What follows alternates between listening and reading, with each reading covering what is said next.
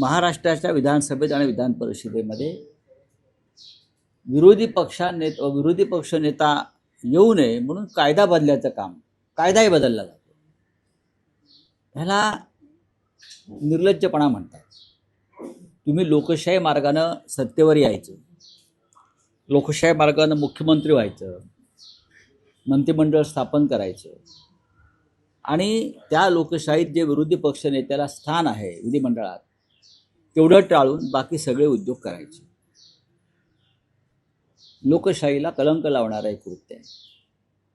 विधान परिषदेत आणि विधानसभेत विरोधी पक्ष नेता दिला तर तो अनेक विषय घणाघातीपणे मांडेल, अनेक विषयांवरती चर्चा घडवून आणेल आणि सरकारची कोंडी करेल. या भीतीपोटी जर विरोधी पक्ष नेता नेमायचा असणं ही सरकारची भूमिका असेल तर हे सरकार एक नंबरचं डरपोक आहे.